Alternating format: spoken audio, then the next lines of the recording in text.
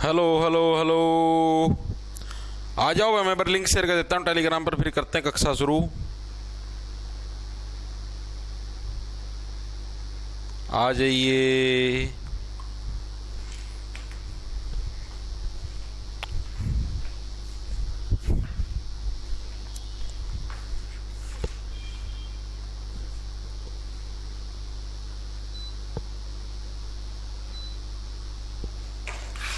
आ जाओ भाई।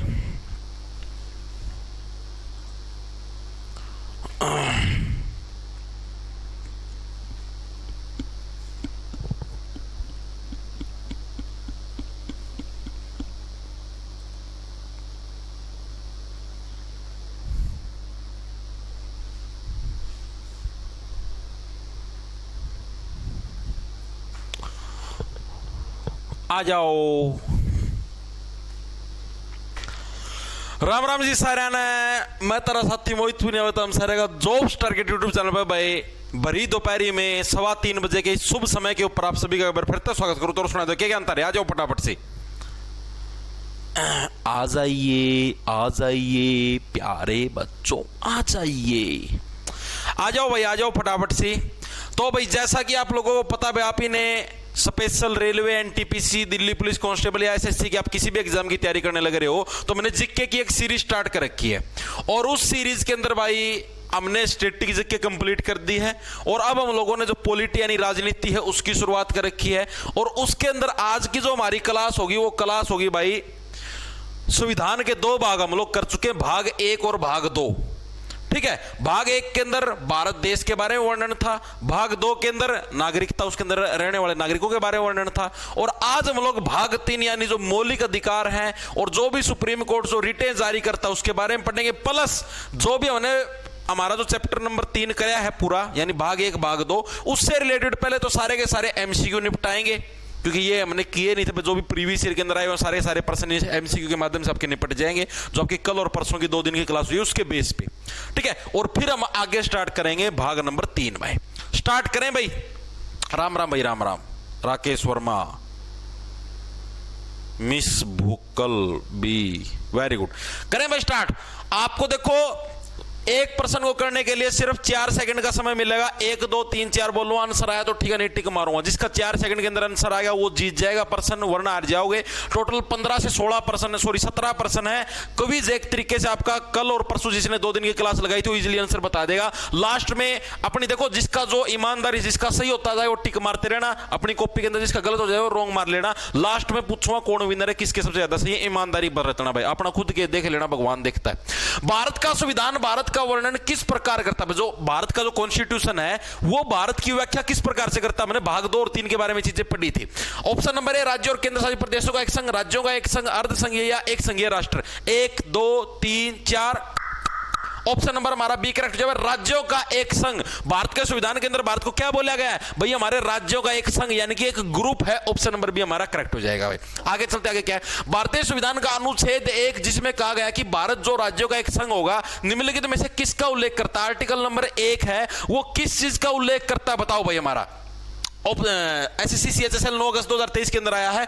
1 2 3 4 बताओ भाई। सहकारी संघवाद, नए राज्यों का प्रवेश, मौजूदा राज्यों से क्षेत्रों को अलग करके नए राज्य बनाए, या राज्य की परिभाषा। आर्टिकल नंबर 1 के अंदर किस चीज का वर्णन मिलता है, हमारे राज्यों की परिभाषा दे रखी है। हाँ भाई, भारत है एक देश है, यानी कि राज्यों का एक संघ है और उसके अंदर अलग अलग राज्य हमारे हैं। ऑप्शन नंबर डी हमारा करेक्ट हो जाएगा। अरे आर्टिकल 1 पूछा है, नए राज्यों का प्रवेश कहां से बताने लगे रहे, सस्ते ने से रखे हैं। नए राज्यों का प्रवेश आर्टिकल नंबर 1 के अंदर आता है। नए राज्यों का प्रवेश कौन सा आर्टिकल, आर्टिकल नंबर 2 और 3 के अंदर आते हैं। 3 के अंदर उनकी बाउंड्री एडजस्ट करना। सुस्त। संविधान का कौन सा अनुच्छेद नए राज्यों के गठन से संबंधित है। अब बताओ नए राज्यों के गठन से रिलेटेड कौन सा आर्टिकल है। एसएससी सीएचएसएल 20 अक्टूबर 2020 के अंदर नए राज्यों का गठन। भाई आप किसी भी नए राज्य का गठन करने लग रहे तो क्या है, 2 नंबरी तरीके से क्या आप किसी भी नए राज्य का गठन कर सकते हो। आर्टिकल नंबर 2 के अंदर क्या है, इस चीज का वर्णन मिलता है। आगे चलो, आगे कौन सा हमारा भारतीय संविधान के अनुच्छेद 4 के संदर्भ में निम्नलिखित में से कौन सा कथन सही है। आर्टिकल नंबर 4 के अंदर किस चीज का वर्णन दे रखा है। हम लोग आर्टिकल नंबर 2 और 3 के अंदर परिवर्तन कर सकते हैं। इसके अलावा जो हमारी अनुसूचियां हैं, 12 अनुसूची थी, उसके अंदर अनुसूची नंबर 1 और 4 के अंदर भी संशोधन कर सकते हैं, लेकिन उसके लिए हमें क्या है, जो धारा 368 है, हमारा अनुच्छेद 368 यानी संविधान संशोधन, उसका प्रयोग करने की जरूरत नहीं है, बल्कि हम लोग क्या है, नॉर्मली इसका अनुच्छेद कर सकते हैं, साधारण बहुमत से उसका संशोधन कर सकते हैं। तो अनुच्छेद 4 के तहत संविधान में संशोधन किया जा सकता है, बिल्कुल सही ऑप्शन नंबर 1 करेक्ट जा। किसके अंदर संशोधन कर सकते हो? आर्टिकल नंबर 2 और 3 के अंदर ही संशोधन किया जा सकता है, और पॉसिबल नहीं है। इसमें केवल विशेष बहुमत द्वारा संशोधन, विशेष बहुमत द्वारा, नो मैंने स्पेशल लिखा था, किसके द्वारा? साधारण बहुमत है, साधारण बहुमत के द्वारा आप संशोधन कर सकते हो, विशेष बहुमत की जरूरत नहीं है। तो ऑप्शन नंबर हमारा कौन सा? 1 करेक्ट जा, बाकी सारे गलत हो जाएंगे। आगे चलेंगे भाई। एक नए राज्य को गठित करने की शक्ति नहीं थी, एक नया राज्य अगर आपको बनाना तो उसकी शक्ति किसके पास है? संसद के पास है भाई, संसद के हाथ में तो पावर है नए राज्य को बनाना। फटाफट करें भाई, क्योंकि मुझे आगे भी तो करवाना है।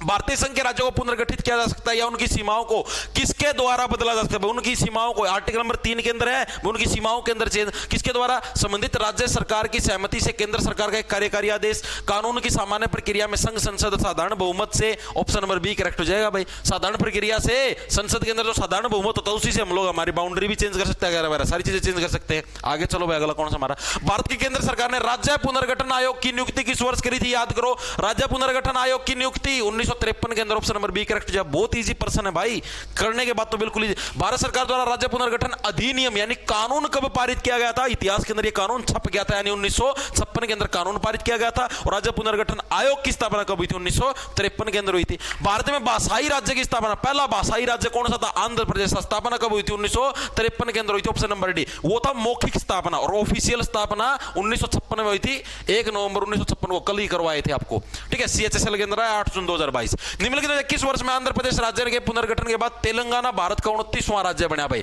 तेलंगाना ये तो भी रिसेंटली पूछा है, भारत का 29वां राज्य कब बना था? साल 2014 के अंदर बना था तेलंगाना भाई, ठीक है। इसकी ट्रिक भी बहुत अच्छी। तेलंगाना से क्या बन गया? तेल लगाना। तेलंगाना से क्या बन गया?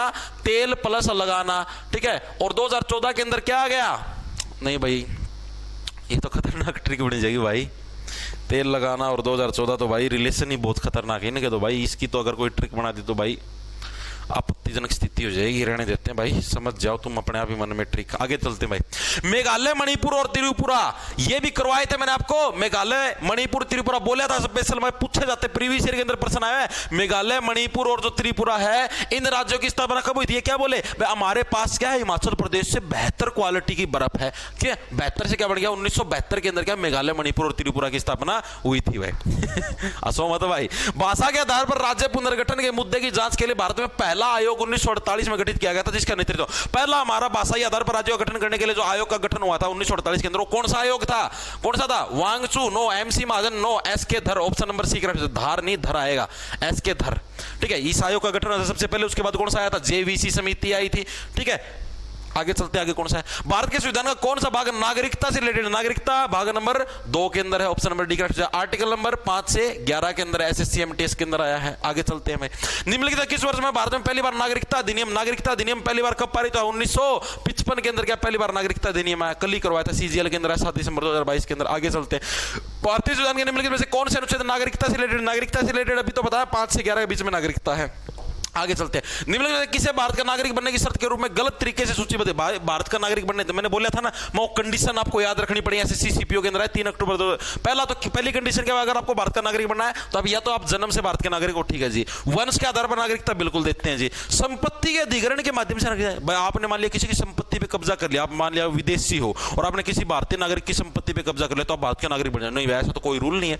देशीयकरण का मतलब हम किसी और देश के ऊपर कब्जा कर ले, उसके माध्यम से भी नागरिकता ले सकते हैं। ऑप्शन नंबर सी हमारा करेक्ट हो जाए, ये हमारा गलत है। आगे चलते आगे, लास्ट प्रश्न। भारत के संविधान के निम्नलिखित में किस अनुच्छेद में नागरिकता के अधिकारों की निरंतरता का उल्लेख है? निरंतरता, कंटिन्यूटी में निरंतर क्या चलती रहती है? बस, ठीक है। आर्टिकल नंबर 10, ठीक है। अनुच्छेद नंबर 10 के अंदर क्या है भाई? मौलिक अधिकार, नागरिकता के अधिकारों की निरंतरता का उल्लेख है। SSC MTS के अंदर है 6 अगस्त 2021 में। अब मेरे को ये बताओ, स्कोर बताओ कितना? 17 प्रश्न करवाया, 17 में से आपका स्कोर कितना रहा है? ये मैंने करवाया आपको कल और जो परसों का लेक्चर था उसके बेस पे भाई, ठीक है। अब आगे पढ़ेंगे। कितनी देर में हो गए? 8 मिनट में निपटा दिए भाई 17%। स्कोर बताओ, स्कोर 17 में से 15 किसका है? 17 में से 15 साइलेंट HR का। वेरी गुड भाई। एक किसी का 12 आया है, 16/17 विशु राजपूत, 14 सचिन हांसी। यार इतने कम कैसे आने लग रहे तुम्हारे? सोनिया खटकड़ 16, किरण Kamboj 15, annoyed martial arts 12, Amit चौरान 12, सूरज कादियान 15, स्वीटी धाकिया 13, प्रीति कुमार 13। भैया वो बच्चे हैं जिन्होंने रिवीजन नहीं मारी। आप ये बताओ, जब मैंने आपको स्पेशल सारी चीजें करवा दी उसके बाद भी आप गलत करने लगे रहे हो। आप इनमें से ये बताओ, सिंगल वन पर्सन, बस वो तेलंगाना वाले को छोड़ गए, एक सिंगल वन पर्सन भी ऐसा नहीं था जो कि मैंने आपको 2 दिन की थ्योरी के अंदर ना करवाया हो। सिंगल वन भी ऐसा नहीं था। उसके बावजूद अगर आपको ये पर्सनों के आंसर नहीं आने लगे रहे ना, तो इसके अंदर गलती आपकी है भाई। मैं तो 1.5 घंटे की 2 क्लास ली थी, ठीक है, और हर एक चीज मैं ट्रिक के माध्यम से याद करवाई थी, फिर भी आप आंसर नहीं दे पाने लगे रहे। आपके 17 में से 12 13 नंबर आने लगे रहे भाई। 5 नंबर कैसे घट गए? 1-2 नंबर का रिस्क हम लोग ले सकते हैं, और वो भी किए हुए में से करवाए जाने लगे रहे, तब भी इतनी गलती है। अगर ये वैसे रेंडमली पर्सन पूछ लेगा एग्जामिनर, तब तो तुम्हारी आवाज फुस हो जाएगी भाई। सोचो, तुम अब खुद सोच लो तुम कितने पानी के अंदर गए हुए हो। ठीक है, चले भाई अब आगे, अब आ जाओ आगे। अब आते हैं हम लोग मौलिक अधिकारों के ऊपर भाई। मौलिक अधिकार क्या कुछ मामला है भाई। संविधान का भाग नंबर 3 करेंगे भाई। भाग नंबर 3, 2 भाग हम लोग कर चुके। भाग नंबर 1 के अंदर सबसे पहले क्या थे? हमारे देश के बारे में वर्णन था, भारत देश। सेकंड नंबर पे क्या थी? हमारी नागरिकता के बारे में वर्णन था। तीसरे भाग के अंदर हमको क्या देखने को मिलते हैं? मौलिक अधिकार हमको देखने को मिलते हैं। क्या देखने को मिलते हैं भाई? मौलिक अधिकार हमको देखने को मिलते हैं भाग नंबर 3 के अंदर भाई। मौलिक अधिकार कहां से कौन से आर्टिकल तक है भाई? तो आर्टिकल नंबर आपको देखो याद, हमने नागरिकता के अंदर कितने आर्टिकल किए हैं? आर्टिकल नंबर 5 से 11 तक पढ़े। अब 11 से आगे कौन सा आर्टिकल आ गया? Article number 12। तो 12 से लेकर जो 35 तक के जो अनुच्छेद हैं, आर्टिकल नंबर 12 से लेकर 35 तक के जितने भी हमारे अनुच्छेद हैं ना भाई, ये सारे के सारे हमारे किसके अंदर? भाग नंबर 3 के अंदर इंक्लूड है भाई। ठीक है, और इसके अंदर किसका वर्णन मिलता है हमको? मौलिक अधिकारों का वर्णन हमको देखने को मिलता है भाई। मौलिक अधिकार हमने किस देश के संविधान से लिया? आप सभी को पता, कहां से लिए हैं? अमेरिका के संविधान से लिए थे। अभी हमने कुछ दिन पहले पढ़ा था, कहां से लिए थे? अमेरिका के संविधान से हमने क्या लिए थे? मौलिक अधिकार लिए थे, सभी को पता है। ठीक है, इसके अलावा ये जो मौलिक अधिकार है, इनको क्या है? इनको भारतीय संविधान का मैग्ना कार्टा भी बोला जाता है। क्या बोला जाता है? भारतीय संविधान का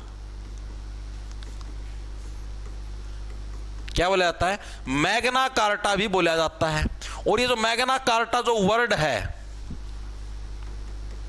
ये हमने लिया कहां से है भाई? इसको कहां पर बोलते थे मैग्ना कार्टा? इसको इंग्लैंड में बोलते थे भाई। ये चीज भी याद रखना। इनको इसको इंग्लैंड बोल लो या इसको ब्रिटेन बोल लो, जो भी बोलो भाई, वहां पर इसको मैग्ना कार्टा के नाम से जाना जाता था, और वहीं से हमने ये वर्ड लिया है भाई। इसको भारतीय संविधान का मैग्ना कार्टा बोलते हैं। अब एक बार के लिए मेरे को ये चीज बताइए, इंपॉर्टेंट आता है एग्जाम के अंदर, मैग्ना कार्टा वाला लिख लेना। ठीक है, इतनी चीजें क्लियर हुई भाई। हम लोग किसके बारे में? हमने 2 भाग पढ़ लिए। पहले भाग के अंदर हमारे देश के बारे में वर्णन था, भारत देश, ठीक है, और उसके राज्यों के बारे में आर्टिकल 1 से 4।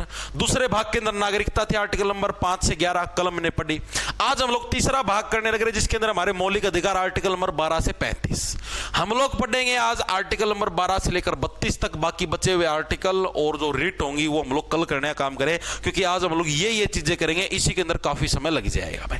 ठीक है, इतनी चीजें क्लियर हुई। मौलिक अधिकार आर्टिकल नंबर 12 से 35, भाग नंबर 3 एग्जाम के अंदर पूछा था। मौलिक अधिकार कौन से भाग के अंदर? 3 नंबर भाग के अंदर है। मौलिक 1 2 3 है, तो तीसरे नंबर भाग के अंदर है। आर्टिकल नंबर 12 से 35 यूएसए यानी अमेरिका के संविधान से लिए थे, सबको पता है। ठीक है, और इंग्लैंड के अंदर इसको मैग्ना कार्टा के नाम से बोला जाता है, और भारतीय संविधान का मैग्ना कार्टा भी इसको बोला जाता है भाई। ठीक है, चलें अब आगे।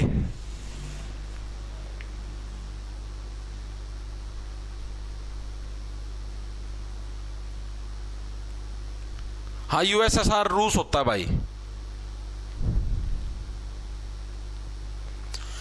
भाई खटक मोहित नाम के लड़के का कमेंट देख लो आप लोगों के सामने है कि गुरुजी आज जिक्के का मौका लगाया था, पहली बार 50 में से 36 ठीक थे, 5 करे कोनी थे जिसमें था भाई। ठीक है भाई, 5 तो भाई साहब अटेम्प्ट कौन कर पाया था, नहीं तो बाकी झंडे पूरे गाड़ देता है ना भाई।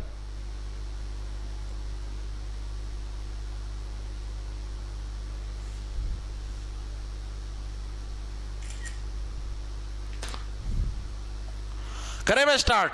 ठीक है भाई, चलो चलते हैं। ओके ओके ओके, देखो भाई, पहले तो मौलिक अधिकारों से रिलेटेड 3 पॉइंट लिख लो भाई, 3 पॉइंट्स अबाउट मौलिक अधिकार, जो कि एग्जाम के अंदर पूछे जाते हैं भाई। मौलिक अधिकारों से रिलेटेड भाई 3 पॉइंट जो कि एग्जाम के अंदर पूछे जाते हैं। एक तो ये चीज लिख लो, पक्के आते हैं एग्जाम के अंदर भाई, ठीक है। मौलिक अधिकार हमारे क्या है भाई? मौलिक अधिकार हमारे योग्य हैं लेकिन निरपेक्ष नहीं है भाई, ठीक है। योग्य का मतलब भाई हमारे जैसे आप हर एक व्यक्ति है भाई, वो मौलिक अधिकार को मतलब यूज कर सकता है। हर एक व्यक्ति के लिए मौलिक अधिकार भाई, हर एक व्यक्ति मौलिक अधिकारों के लिए एलिजिबल है, लेकिन निरपेक्ष नहीं है। निरपेक्ष का मतलब भाई किसी के साथ कोई भी भेदभाव वगैरह वगैरह है उस टाइप से नहीं करते, तो ये सबके साथ समानता का भाव रखते हैं। तो क्या है हमारे पहला पॉइंट लिखना, आपको ये एग्जाम के अंदर पूछे जाते हैं, आपको तभी करवाने लग रहा हूं। मौलिक अधिकार योग्य हैं लेकिन निरपेक्ष नहीं है भाई। अब एग्जाम के अंदर प्रश्न आता, आपको बता देता हूं कि निम्नलिखित में से कौन सी मौलिक अधिकार की विशेषता है। पहला ऑप्शन है मौलिक अधिकार योग्य है लेकिन निरपेक्ष नहीं। अगर आपने पढ़ ही नहीं रखा तो कहां से करके आओगे आप, मेरे को खुद बताओ, ठीक है। चीजें समझ में आई। दूसरी चीज, मौलिक अधिकार कोई पवित्र चीज नहीं है भाई, कोई हमारी गीता की बुक नहीं है भाई जो पवित्र है, ठीक है। तो यानी क्या है, ये पवित्र, एग्जाम के अंदर आता है ये प्रश्न, क्या मौलिक अधिकार पवित्र है या स्थायी है, यानी कि परमानेंट है। तो ये मौलिक अधिकार क्या है, पवित्र या स्थायी नहीं। स्थायी तो इस दुनिया में कोई भी चीज नहीं है भाई, आप भी नहीं हो ना मैं हूं, कोई भी चीज नहीं है, ठीक है। तीसरे नंबर पर भाई ये हमारे क्या है, ये हमारे वाद योग्य या परिवर्तनीय है। वाद योग्य का मतलब समझते हो? वाद योग्य का मतलब है इनको कोर्ट में चैलेंज किया जा सकता है। वाद योग्य, वाद योग्य को इंग्लिश में बोलते हैं जस्टिएबल, जस्टिएबल, ठीक है। ये हमारे क्या है, वाद योग्य और परिवर्तनीय, यानी इनके अंदर हम लोग चेंज भी कर सकते हैं कोर्ट के अंदर चैलेंज करके भाई। चीजें समझ में आई। ये तो 3 पॉइंट ये पक्का एग्जामिनर पूछता है, तो ये आपको याद रखने मौलिक अधिकारों से रिलेटेड कौन कौन से पॉइंट है। पहला पॉइंट याद रखोगे भाई, हमारे योग्य हैं, एलिजिबल हैं, लेकिन किसी के साथ भेदभाव नहीं करते। दूसरी चीज हमारी भाई, ये हमारे क्या है, पवित्र वगैरह वगैरह कुछ नहीं होता, ठीक है। ना ये स्थायी है ना ये परमानेंट है, ठीक है। परमानेंट इस दुनिया में कोई भी नहीं है। तीसरी चीज क्या, ये वाद योग्य है। वाद योग्य का मतलब जस्टिएबल, क्या इनको हम लोग कोर्ट में चैलेंज कर सकते हैं? जी हाँ, बिल्कुल कर सकते हैं, ठीक है। यानी कि ये हमारे वाद योग्य भी है और परिवर्तनीय भी है, यानी इनको इनके अंदर हम लोग परिवर्तन भी कर सकते हैं। एग्जाम के अंदर यही प्रश्न आता है कि क्या मौलिक अधिकार वाद योग्य है या नहीं। वाद योग्य का मतलब क्या इनको कोर्ट में चैलेंज कर सकते हैं या नहीं, जस्टिएबल है या नहीं। तो आपको बोलना है यस, मौलिक अधिकारों को हम लोग कोर्ट में चैलेंज कर सकते हैं। तो यह चीज आपको एक बार के लिए मौलिक अधिकारों से रिलेटेड याद रखनी। चीजें क्लियर हुई?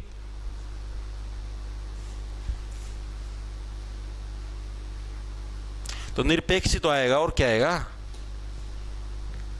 गलत नहीं है भाई, ठीक है। एक बार के लिए कमेंट करके बताओ इतनी चीजें क्लियर है भाई।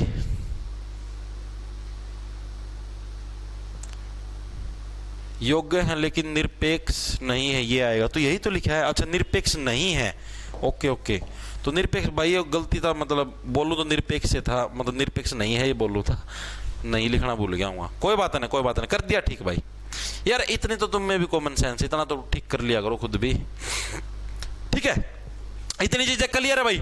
अब आगे चलूं, अब हम लोग करते हैं आर्टिकल्स के बारे में पढ़ेंगे, मौलिक अधिकारों से रिलेटेड भाई, ठीक है। सबसे पहला आर्टिकल मैंने आपको बताया था कौन सा भाई, आपका अनुच्छेद। कौन सा छेद? अनुच्छेद नंबर हमारा 12, आर्टिकल नंबर 12। सबसे पहले हम इसके बारे में पढ़े, इसके अंदर क्या दे रखे हैं।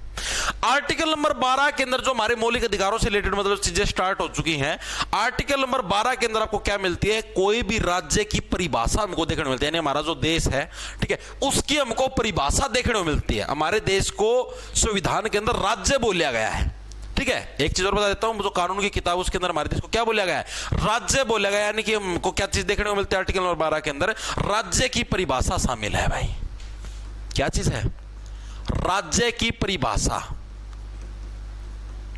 याद कैसे रखोगे, याद देखो 12 का मतलब हो गया बहारा। 12 का मतलब क्या गया, बहारा। भाई बहारा अपनी परिभाषा दे, अपनी डेफिनेशन दे, भाई तू कौन सा राज्य है, कौन सा स्टेट है, क्या कुछ मामला है बता भाई। बाहर आके अपनी परिभाषा दे, अपना इंट्रोडक्शन दे, ठीक है।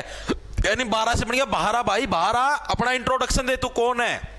कभी कोई आतंकवादी संगठन तो नहीं है तो ठीक है। तो इस तरीके से आर्टिकल में 12 के अंदर क्या भाई, राज्य की परिभाषा एग्जाम के अंदर बहुत बार पूछा जाता है भाई, ठीक है। अब राज्य की परिभाषा, इसका मतलब क्या है भाई, इसका मतलब ये भाई राज्य के अंदर मतलब किन किन चीजों का जो मिश्रण है उसको राज्य बोला गया है। मतलब कि जैसे आपने इस चीज देखो, आपको एग्जांपल के लिए समझाता हूं।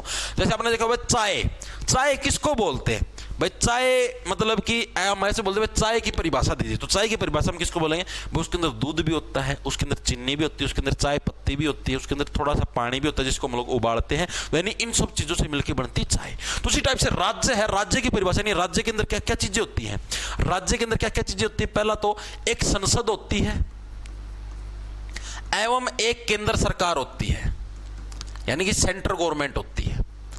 राज्य के अंदर हमको क्या क्या चीज देखने को मिलती है, एक तो हमको संसद देखने को मिली हमारे राज्य के अंदर, मतलब जो हमारा देश उसके अंदर क्या है, एक तो पार्लियामेंट है जो कि हमारे राज्य की मेन डेफिनेशन है, दूसरा हमारा क्या एक सेंट्रल गवर्नमेंट है वो है भाई।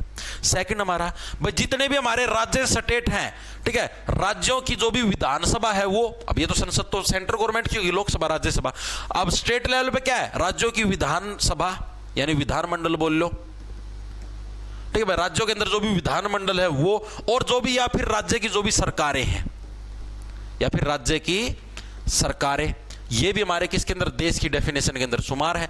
केंद्र सरकार होगी, राज्य सरकार होगी। तीसरे नंबर पे जो भी हमारे लोकल लेवल की गवर्नमेंट है, लाइक हमारी पंचायतें होंगी, लाइक हमारे जैसे नगर निगम हो गया, वो भी इसी के अंदर शुमार है, राज्य के अंदर ही। क्या है हमारी लोकल गवर्नमेंट बॉडीज, बॉडीज उसके अंदर कौन कौन शुमार, हमारी जितनी भी हमारी पंचायतें हैं या फिर जो भी हमारी क्या है नगर निगम है, ये सारे के सारे भी हमारे इसी के अंदर शुमार हैं भाई। चौथे नंबर पे हमारे पास क्या भाई, तीन चीजें तो होगी, देखो तीन चीजें डायरेक्ट याद रह जाएंगी, पहले सेंट्रल गवर्नमेंट, फिर स्टेट गवर्नमेंट, और फिर जो लोकल लेवल पे जो गवर्नमेंट होती है, गांव के अंदर पंचायत होती है, या फिर हमारे जो भी नगर निगम होते हैं वो हो गए, यानी तीन तो ये हो गए हमारे नॉर्मल भाई। इसके अलावा फिर अन्य वैधानिक और गैर वैधानिक निकाय, ये कौन से आपको बताता हूं। अन्य वैधानिक निकाय अभी समझाता हूं, एक सेकंड को।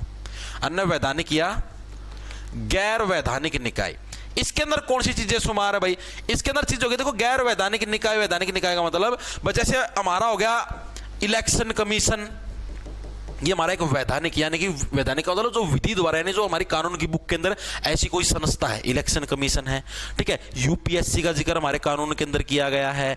इसके अलावा हमारे वित्त आयोग का जिक्र हमारे कानून के अंदर, यानी ये हमारे हो गए वैधानिक निकाय, ठीक है। गैर वैधानिक के अंदर हमारा जैसे हमने बाद में बना दिया मानवाधिकार आयोग, ये सरकार ने बनाया बाद में, ठीक है। हमारा मतलब कानून की जो बुक उसके अंदर कोई जिक्र नहीं है इसका। महिला आयोग हो गया, मतलब जो और आयोग जो कि हमने बाद में बनाया उनको बोलते हैं गैर वैधानिक निकाय, ठीक है। तो यानी कि ये सारी चीज मिलके ही क्या हमारा एक देश बनाती है, एक राज्य बनाती है, ठीक है। मतलब जो हमारी कानून की बुक उसके अंदर क्या है, हमारे देश को राज्य बोला गया है। तो हमारे देश की जो राज्य की डेफिनेशन है, अब आपसे पूछ रहे जैसे मैंने आपको नहीं बताया चाय की डेफिनेशन क्या है, चाय के अंदर क्या है, दूध डलता है, पानी भी डलता है, चाय पत्ती डलती है, चीनी डलती है। उसी टाइप से एक राज्य यानी एक देश, उसके अंदर क्या क्या चीजें है, सेंट्रल गवर्नमेंट है, स्टेट गवर्नमेंट है, लोकल लेवल पे हमारे पास पंचायतें हैं, नगर निगम है, और चौथे नंबर पे जितने भी हमारे पास ये बॉडीज हैं, जैसे मान लिया हमारा यूपीएससी है, इलेक्शन कमीशन है, या कोई भी चीज है, तो वो भी इसी के अंदर शुमार, यानी इन सब चीजों से मिलकर क्या है हमारा एक देश बनता है, या ये नहीं कि एक सरकारी तंत्र बनता है भाई, ठीक है।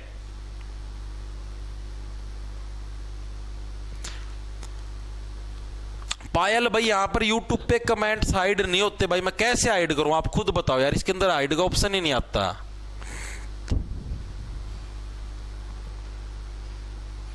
नहीं कर सकते भाई इसको हाइड, तो यार तुम पढ़ाई में ध्यान दे लो, तुमको क्या दिक्कत है। हिसार बाल संबंध लाइब्रेरी से 5 लड़के और 2 लड़की हाजिरी लगा दो, मास्टर आज भी आ रहा है। मुस्कान, विजेंद्र, ताजू, दीपक, वाह भाई वाह,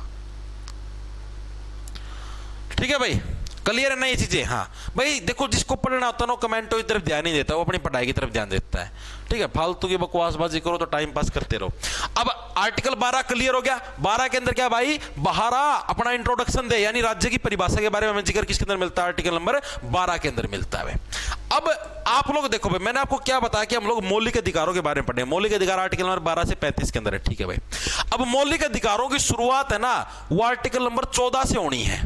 14 से 18, 19 से 22, 23 और 24, 25 से 28, 29 और 30, और हमारे पास हो गया 32। तो ये हमारी यहां से शुरुआत होनी है।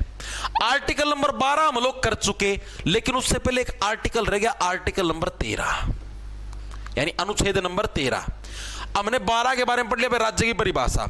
हम 14 से किसकी शुरुआत करने वाले थे? मौलिक अधिकारों की शुरुआत करने वाले थे, लेकिन उससे पहले एक कंडीशन जो कि आर्टिकल नंबर 13 के अंदर दी गई है कि राज्य कोई भी ऐसा कानून नहीं बनाएगा जिससे आम जनता के मौलिक अधिकारों का हनन होता हो, यानी आम जनता के मौलिक अधिकार जिससे छिन जाएं, ऐसा कोई भी कानून है हमारी गवर्नमेंट नहीं बनाएगी। भाई चीजें समझ में आई? भाई जो भी हमारे जैसे ये मौलिक अधिकार हैं 14 से लेकर 32 के बीच में, भाई जो भी हमारी सरकार है, सेंट्रल गवर्नमेंट लगा लो या स्टेट गवर्नमेंट, कोई भी गवर्नमेंट कोई ऐसा कानून नहीं बनाई भाई जिससे क्या है आम लोगों के अधिकार छिन जाएं। अब जैसे मान लिया आप लोगों को आजादी, अभिव्यक्ति की स्वतंत्रता, बोलने की स्वतंत्रता आपको, ठीक है, आप कुछ भी बक सकते हो लेकिन एक लिमिट के अंदर। अब मान लो कोई ऐसा कानून बना दे सरकार जिसके तहत मान लो आपकी बोलने की स्वतंत्रता खत्म होती हो, तो आप कोर्ट के अंदर जाके चैलेंज कर सकते हो, सुप्रीम कोर्ट आपकी इस आजादी का संरक्षण करेगा, यानी उसको बचाने का काम करेगा। ठीक है, उस कानून को तुरंत प्रभाव से रद्द कर दिया जाए, क्योंकि ये संविधान यानी कानून की किताब के अंदर ही ये चीज लिख रखी है। चीजें समझ में आई? तो आर्टिकल नंबर 13 के अंदर क्या है? राज्य। राज्य मैं फिर बताने लग रहा हूं, राज्य का मतलब संविधान की किताब के अंदर देश होता है। ठीक है, राज्य कोई भी ऐसा कानून नहीं बनाएगा, कोई भी ऐसा कानून नहीं बनाएगा जिससे मौलिक अधिकारों का हनन हो। अधिकारों, हनन का मतलब तो समझ गए ना, मौलिक अधिकार मतलब छीने जाएं। ठीक है, मौलिक अधिकारों का हनन हो। चीजें क्लियर है भाई? इसको डायरेक्ट कैसे याद रखोगे? आपको पता है आर्टिकल नंबर 14 से लेकर 32 तक मौलिक अधिकार है। मौलिक अधिकार हम शुरू करने ही वाले थे, हम बनाने ही वाले थे, उससे पहले एक कंडीशन लगा दी आर्टिकल नंबर 13 के अंदर, भाई कोई भी ऐसा कानून ना बना दियो, भाई हम बड़ी मुश्किलों से मौलिक अधिकार बनाए हैं कि भाई जिससे मौलिक अधिकारों का हनन हो, कुछ भी ऐसा नहीं बना देना। ठीक है, तो यानी कि उसके बाद ये कंडीशन होती है भाई। ठीक है, तो आर्टिकल नंबर 13 भी क्लियर है ना, इसकी तो कोई ट्रिक की जरूरत नहीं। वैसे ही देखो, वैसे ही दिमाग मेरे जब 14 से हमारे मौलिक अधिकार स्टार्ट है, उससे एक कदम पहले उसके लिए एक जरूरी शर्त है। शर्त क्या है? भाई कोई भी ऐसा कानून नहीं बनेगा जिससे मौलिक अधिकारों का हनन हो। ठीक है, अब आर्टिकल नंबर 14 से 18 के बीच में अभी मैं आपको ये याद करवाता हूं भाई। देखो 14 से 18 के बीच में आपके समानता के अधिकारों का उल्लेख किया गया भाई, समानता के अधिकारों का उल्लेख। भाई अभी सारे आर्टिकल भी करने पड़ेंगे। समानता के अधिकारों का उल्लेख हमारे कौन से आर्टिकल के अंदर किया गया है? 14 से 18 के बीच में किया गया समानता के अधिकारों का उल्लेख। याद कैसे रखोगे? इसको याद रखने की सिंपल सी ट्रिक बताता हूं भाई। आप अपनी किशोरावस्था के अंदर पहुंच जाओ, अपने जवानी के उन दिनों के अंदर पहुंच जाओ जब आपकी आंखों के अंदर से बाल आने स्टार्ट हुए थे, जब आपके कंधे चौड़े होने स्टार्ट हो गए थे, आपके गले का ये बटन निकलना स्टार्ट हो गया था, उन दिनों के अंदर पहुंच जाओ भाई। तो उन दिनों के अंदर आपने देखा होगा, अपने अंदर ये फील की होगी भाई आपको इक्वलिटी चाहिए। मान लिया आप घर के अंदर हो या कहीं पर भी हो, आपको चाहिए भाई फुल बराबरी। भाई आपका कोई छोटा भाई या बहन है या फिर आपका कोई बड़ा भाई या बहन, आप बोलते हो भाई इसको 2 गिलास दूध दिया, मैं भी 2 गिलास दूध पीऊंगा, इसको 2 रोटी दी, मैं भी 2 रोटी खाऊंगा या खाऊंगी। ठीक है, यानी कि जब भी व्यक्ति, जब भी बच्चा क्या है 14 से 18 साल के बीच में होता है, उसमें बचपना होता है, वो क्या बोलता है? मम्मी मैं भी ये चीज खाऊंगा, मैं भी ये चीज खाऊंगा। मतलब उसको चाहिए फुल इक्वलिटी, फुल समानता। ठीक है, यानी कि 14 से 18 वर्ष की उम्र के बीच में क्या चाहिए बच्चे को? फुल समानता चाहिए, फुल इक्वलिटी चाहिए। यानी समानता के अधिकारों का उल्लेख किसके अंदर मिलता है? आर्टिकल नंबर 14 से 18 के बीच में, राइट टू इक्वलिटी। अब बच्चा 18 प्लस का हो गया भाई, 18 साल हो गए, आपकी किशोरावस्था लगभग समाप्त हो चुकी है, अब आप आजादी की तरफ बढ़ चुके। मैं 18 प्लस का हो गया हूं, मैं अडल्ट हो गया हूं, अडल्ट, अब मैं सारी अडल्ट चीजें करूंगा। ठीक है, अब अडल्ट चीजों की फिराक में क्या, अब आपको चाहिए फुल आजादी भाई। अब 18 प्लस हो गए हो, अपने कुल्लों के नीचे आपको चाहिए गाड़ी। ठीक है, गाड़ी की उस सीट पे बैठूंगा गद्दमदार पे, कुल्लों के नीचे चाहिए बुलेट, और हाथ में चाहिए आपको आईफोन। पैसा आप एक कमाते नहीं, शौक आपके निराले, क्योंकि आपको मादा पटानी है। ठीक है, तो उस चक्कर में आपको चाहिए फुल आजादी। अब आपको घर से बाहर ही नहीं निकलने देगा, आपको स्वतंत्रता ही नहीं देंगे, तो मादा कहां से पटेगी? ठीक है, और कहां से कुल्लों के नीचे बुलेट आएगा? घर पे गली में, घर के अंदर, आंगन के अंदर ही घुमाते रहोगे क्या? ठीक है, यानी 18 प्लस के होते ही आपको क्या चाहिए? आपको चाहिए भाई फुल आजादी। भाई मैं कहीं पर भी जाऊं, बाहर भीतर, मेरे ऊपर कोई रोक टोक नहीं होनी चाहिए। भाई कोई भी मम्मी पापा के मतलब बीच में से कोई भी मेरे को ये नहीं बोलना चाहिए भाई कि हाँ भाई बेटा कहां जा रहा है, क्यों जा रहा है। नो, मेरा जब मन करेगा जब घर में आऊंगा, जब मन करेगा जब घर से बाहर जाऊंगा, क्योंकि मैं सहनसम फट आया सहन से पढ़ ले उड़ा जाके सहन सहन पाछा पैसे मरवा 14 पोरी वाले लठ बिजली की चिंगारी पाटती फिरेंगी बनाऊंगा तेना सहनसा। ये जितने भी है ना ये 19 से ये 18 प्लस होते हैं जो हवाबाजी करते हैं अपने माता पिता के आगे तमना दिखने की तो लताड़िया करो इन्ना फूल हवा आ जाए 19 साल के अंदर डाडी के 2 बाल आओगे ना मुँह इतनी इतनी आओगी ना ठोडी पे 4 बाल आती हवा में आ जाए बुलेट लेके जाऊंगा उस बिना मैं कॉलेज में पैर कौन टेकूं ऐसे चैनल लिया करो मैं इलाज बन जाएगा उससे टाइम जड़ दिख जाएंगे बुलेट लेके जाऊंगा क्या कहते हैं जीवन में एक अन्ना कमाया को नहीं बुलेट लेके जागा यो पैदल भेजा करो इसना बुलेट लेके जागा यो 8 के रुपये भी ना दिया करो गर्मी में मरेगा आप अकल आ जाएगी। जितना सिर पे चढ़ाओगे ना बच्चे को उतना बच्चा बिगड़ेगा। आप भी भविष्य में पेरेंट्स बनोगे तो आपके लिए बताने लग जाऊं बच्चे को जितना सिर पे चढ़ाओगे जितनी उसको फैसिलिटी दोगे उतना जीवन में निकम्मा बनेगा वो। भाई मैं सच बताने लग रहा हूं हमारे घर को ने भाई इस चीज में बहुत मतलब विशेष ध्यान रखे मतलब ध्यान तो क्या रखा घर क्या इतना भी होते कौन था पहली बात तो ठीक है भाई आम तो भाई साइकिल बजाया करते एटलस पे सरकारी स्कूल में थरड थरड थरड थरड आप पे धक्के खा खा के अपने आप पहला मन में नहीं था भाई कुछ ना कुछ करा जीवन में कुछ ना कुछ करा जीवन में। और पहले से आप सोचो अगर हमको भी फैसिलिटी मिल जाती भाई हाँ कुल्लो नीचे गाड़ी मिलती जू जू जू हाथ में एप्पल वाले फोन और स्टार्टिंग से ये फैसिलिटी मिल जाती है भाई हम क्यों कुछ करते जीवन में जब हमको सारी चीजें मिलने लगे बिना मेहनत करे।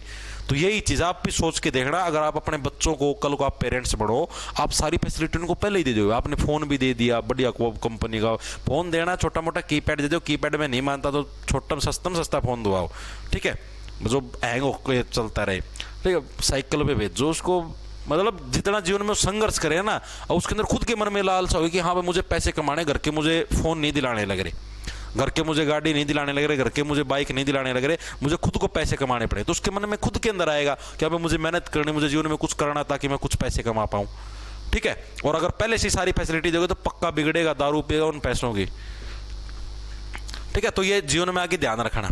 तो उसका क्या चाहिए अब फुल आजादी थी यानी स्वतंत्रता का अधिकार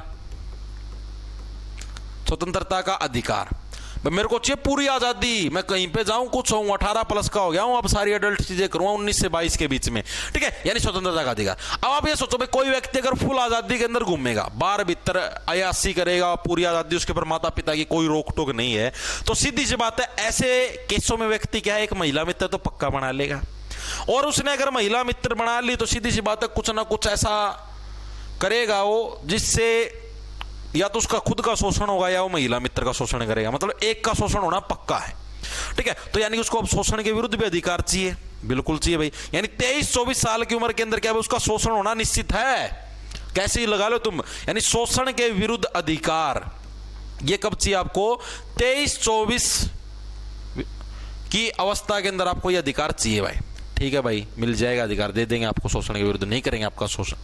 फिर 25 से 28 की उम्र अब शोषण हो चुके सारे कांड हो चुके मान लिया महिला का शोषण है तो महिला भी थाने में जाएगी और मान लिया आपका शोषण होया है तो आप तो कुछ नहीं कर पाओगे ठीक है। नहीं तो शोषण है तो भाई अब आपको शादी भी करनी पड़ेगी मजबूरी है क्या पता महिला दूसरे धर्म की हो या फिर आप दूसरे धर्म के हो यानी इंटर धर्म वाली शादी भी करनी पड़ेगी यानी आपको धार्मिक स्वतंत्रता भी मिलनी चाहिए 25 से 28 की वर्ष की अवस्था में भाई ठीक है।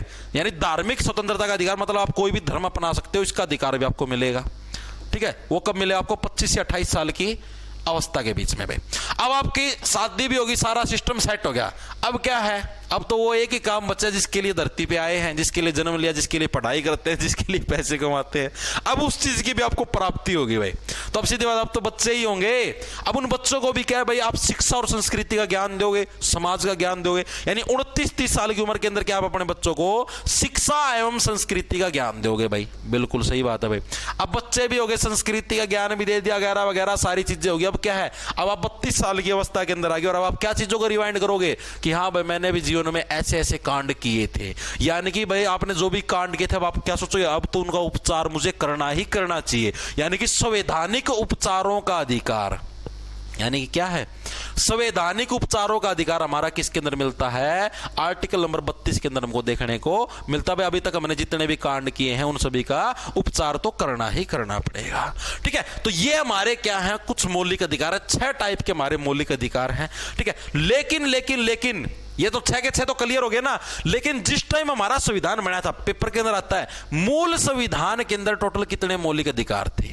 मूल का मतलब जब ओरिजिनल संविधान बनाया था, मूल संविधान में टोटल हमारे पास कितने मौलिक अधिकार थे भाई। तो जो हमारा मूल संविधान था, जिस टाइम हमारा संविधान बन के तैयार हुआ था, उस टाइम हमारे पास टोटल 7 मौलिक अधिकार थे भाई। टोटल कितने थे, 7 मौलिक अधिकार थे। तो ये एक कहां पर गया जी, ये एक कौन से वाला था। आपने देखा 29-30 करवाया, मैंने एक 31 वाला आर्टिकल नहीं करवाया, तो ये 31 वाला ही था भाई। ठीक है, कौन सा था ये, 31 आर्टिकल नंबर 31 के अंदर क्या था भाई, आपका संपत्ति का अधिकार था भाई। क्या था हमारा, संपत्ति का अधिकार। ठीक है, संपत्ति का अधिकार था। इसके तहत क्या था, इसके तहत ये था भाई, आपके माता पिता की संपत्ति के ऊपर आपका अधिकार होगा। ये मतलब कि एक मौलिक अधिकार बनाए रखा था। तो इसका भाई लोग मिसयूज करते थे। लोग क्या करते थे, उनको पता होता था भाई, हाँ भाई माता पिता ने जो भी कमाया है, जो भी प्रॉपर्टी सारी अपने पास तो आनी ही है। ठीक है, वो माता पिता को परेशान करते थे, सारी प्रॉपर्टी नाम करवा के उनको घर से बाहर निकाल देते थे, वृद्धाश्रम में भेज देते, मतलब अलग अलग तरीके से परेशान करते थे। तो इसलिए फिर सरकार ने इलाज निकाला भाई, इसके तो केस बहुत ज्यादा आने लगे। तो इन्होंने भाई इसको मौलिक अधिकारों की श्रेणी से हटा दिया। आपका मौलिक अधिकार नहीं है, ये कानूनी अधिकार है। कानूनी के अंदर क्या हो गया, मतलब इसको मौलिक अधिकारों की श्रेणी से हटा दिया गया। कब हटाया इसको, 44वां संविधान संशोधन था, 4+4 8 यानी 1978 में। 42वां के अंदर 4+2 1976 होता है। 44वां संविधान संशोधन कौन सा था हमारा, 1978 के अंदर हुआ था। इसके तहत क्या है, इसको कानूनी अधिकार बना दिया गया भाई। इसको क्या बना दिया गया, हमारे पास कानूनी अधिकार बना दिया गया और इसको मौलिक अधिकारों की श्रेणी से हटा दिया गया। और कौन से आर्टिकल के अंदर शुमार कर दिया गया, आर्टिकल नंबर 300A के अंदर इसको शुमार कर दिया गया भाई। 300A अनुच्छेद में इसको शुमार कर दिया गया भाई। ठीक है, ये एग्जाम के अंदर पूछा जाता पक्का 100%। चीजें क्लियर हुई भाई, ये चीज समझ में, संपत्ति का अधिकार कैसे हटा, आर्टिकल नंबर 31 के अंदर था। यानी कि अब हमारे वर्तमान संविधान के अंदर टोटल कितने मौलिक अधिकार हैं, 6 हैं। और जिस टाइम हमारा संविधान बना था 1950 के अंदर, अब एग्जामिनर प्रश्न ऐसे पूछता है 1950 में हमारे पास कितने मौलिक अधिकार थे। यानी कि 1978 से पहले तो हमारे पास 7 ही थे। यानी 1978 से पहले का कोई सा भी साल दे दे आपको, तो आपको 7 ही लगाना है। 1978 के बाद का अगर कोई भी साल आ जाए तो आपको लगाने कितने, 6 थे भाई। ठीक है, चीजें क्लियर है। कब चेंज हुआ, 44वां संविधान संशोधन। अब इसको कानूनी अधिकार बना दिया गया, किसको, संपत्ति के अधिकार को। और कौन से आर्टिकल के अंदर है, यह आर्टिकल भी पूछा जाता है, आर्टिकल नंबर 300A के अंदर अब हमारा क्या है, संपत्ति का अधिकार है भाई। चीजें क्लियर हुई भाई इतनी। अब हमने देखो ये चीज तो पढ़ ली, 14 से 18 के बीच में समानता का अधिकार है, 19 से 22 के बीच में। अब क्या ये सारे के सारे आर्टिकल समानता के 14 से 18? नो, अब हम इन हर एक आर्टिकल के बारे में पढ़ेंगे, 14 से लेकर 32 तक में कौन सा आर्टिकल के अंदर क्या चीज की मेन डेफिनेशन दे रखी है, ये भी एग्जाम के अंदर आती है। ठीक है, शुरुआत करेंगे हम लोग आर्टिकल नंबर 14 से भाई। किससे, अनुच्छेद किसका, कैसा छेद, अनुच्छेद भाई। अनुच्छेद नंबर जो 14 है भाई, उससे हम लोग शुरुआत करेंगे। एक बार के लिए मेरे को इतनी चीज बताओ, इतनी चीजें आपको क्लियर हुई या नहीं हुई, फटाफट से। जय हिंद सर, ये क्या नोटिस है कि फॉर्म में OTR में क्या कुछ करना है? अरे आपको बताया तो था यार मैंने आपको। देखो एक चीज बताई थी मैंने, अब फिर बता देता हूं कि आधार बायोमेट्रिक होगी पेपर के अंदर भाई। ये क्या सिस्टम आपको फिर बता देता हूं भाई, मैंने वैसे बताया था परसों, आज फिर बता देता हूं कि अब जैसे आप SSC का कोई भी एग्जाम दो, पहले आप SSC का कोई भी एग्जाम देते थे, आप डायरेक्ट एग्जाम के अंदर जाते थे। ठीक है, जाके आपकी बायोमेट्रिक हो जाती थी नॉर्मल, सिर्फ आपका आधार कार्ड ऐसे चेक करते थे, हाँ भाई आप ओरिजिनल बंदे हो। आप अंगूठा टेक किया, बायोमेट्रिक हुई, पेपर दिया, फिर बायोमेट्रिक हुई और आप आ जाते थे। अब क्या होगा, अब आप लोगों ने देखा जिस टाइम आपका आधार कार्ड बना था उसके अंदर आपके सारे फिंगरप्रिंट्स के निशान लिए गए थे। याद है आप सभी के, आपकी आंखों की पुतली के निशान लिए गए थे और फिंगरप्रिंट्स और आपकी फोटो आती है आधार कार्ड के अंदर। ठीक है, आपके दोनों हाथों की सारी उंगलियों के निशान उसके अंदर होते हैं। अब क्या बनाया SSC ने रूल, अब आपकी जो एंट्री होगी ना, अटेंडेंस होगी, वो आधार के माध्यम से होगी। यानी कि आपका आधार कार्ड नंबर डाल लेंगे सिस्टम के अंदर, तो वहां पर आपको अपना अंगूठा उंगली जो भी चीज डालनी, मतलब वो चीज डालनी क्या मतलब रखनी है। ठीक है, वो चीज रख के आपकी चेक की जाए। अगर आपका मान लिया सारे हाथों की उंगलियों में से, अंगूठों में से कोई भी चीज मैच नहीं हुई, तो आपकी एंट्री नहीं होगी। ठीक है, आपको मतलब कि इनएलिजिबल मान लिया जाएगा। तो अब क्या करें जी, तो अब आपको ये करना है, अगर आपका आधार कार्ड 5 साल से ज्यादा पुराना है, मतलब आपने 5 साल पहले उसके अंदर अपने फिंगरप्रिंट्स या फोटो वगैरह अपडेट की थी, तो आप उस आधार कार्ड को दोबारा से अपडेट करवा लो। ठीक है, अपने जो भी नजदीक की आपके पास लघु सचिवालय है, मिनी सेक्रेटरीट है, उसके अंदर जाओ और वहां पर जाके आधार कार्ड अपडेट करवा लो। ठीक है, वहां पर अपने आपके सारे फिंगरप्रिंट्स दोबारा से टिक जाएंगे, मतलब फ्रेश जो फिंगरप्रिंट है वो आपके टिक जाएंगे, आपकी नई फोटो आ जाएगी, नई पुतलियों की स्कैनिंग हो जाएगी, मतलब कि फिर आपको आगे दिक्कत नहीं होगी पेपर के अंदर। तो ये चीज थी उस नोटिस के अंदर। ठीक है भाई, तो अपना अपना हिसाब से कर लेना। नहीं, पहले नहीं होते थे, आधार के साथ बायोमेट्रिक नहीं होती थी पहले। पहले वैसे होते थे, आधार तो सिर्फ देखते थे आइडेंटिटी के रूप में, हाँ ओरिजिनल बंदा है या नहीं। ठीक है, चले अब आगे। क्या हुआ? नहीं, झूठ नहीं है भाई, एसएससी ने नोटिस निकाला यार, झूठ क्यों बोलूं यार मैं? आज झूठ बोल के मेरे को क्या मिलेगा भाई? भाई यहां पर कुछ मतलब इनाम मिलता हो फिर तो मैं झूठ बोलूं भाई।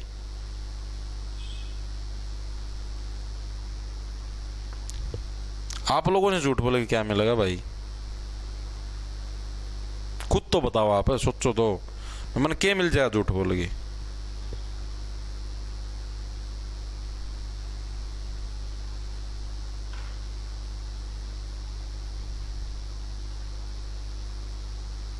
एक सेकंड रुक जाओ भाई।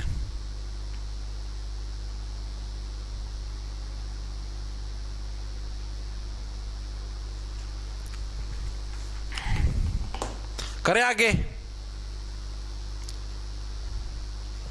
ठीक है भाई, आगे चलते हैं। यस, देखो भाई, आर्टिकल नंबर 14 के अंदर क्या है भाई? देखो 2-3 आर्टिकल हैं सारे इकट्ठे। एक है फिर अनुच्छेद नंबर 15, छोटे छोटे, इनके अंदर कुछ भी मुश्किल नहीं है।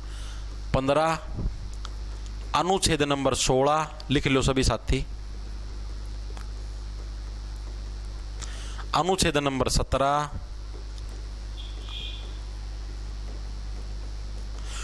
अनुच्छेद नंबर 18। तो ये सारे के सारे आपके समानता के अधिकार हैं भाई। इनके अंदर अलग अलग चीज दे रखी है जो कि एग्जामिनर पूछता है, सारी की सारी आपको पढ़नी पड़ेगी। आर्टिकल नंबर 14 के अंदर क्या है? विधि के समक्ष समानता। विधि का मतलब क्या था? कल भी बताया था, कानून।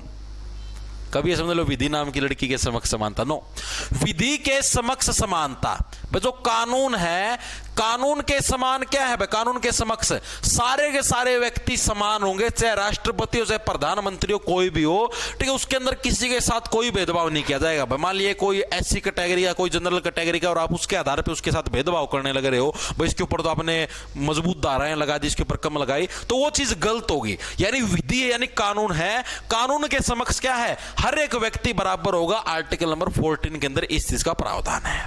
अब आर्टिकल नंबर 15 के अंदर किस चीज का हो जाएगा? 15 के अंदर आ जाएगा आपका धर्म, आपका मूल वंश, भाई जो भी आपका वंश है, आपकी जो भी जाति है, धर्म, मूल वंश, जाति या लिंग या फिर जन्म स्थान बोल लो। लिंग यानी कि आप मेल हो, फीमेल हो, या जन्म स्थान, आप मान लीजिए इस जगह पे जन्मे हो, उस जगह पे जन्मे हो, इसके आधार पर भी क्या आपके साथ पूरे भारत में कहीं पर भी भेदभाव नहीं कर सकते भाई। जन्म स्थान के आधार पर भेदभाव निषेध। निषेध का मतलब हो गया भाई गलत है, ये चीज मना कर रखा संविधान ने इस चीज के लिए।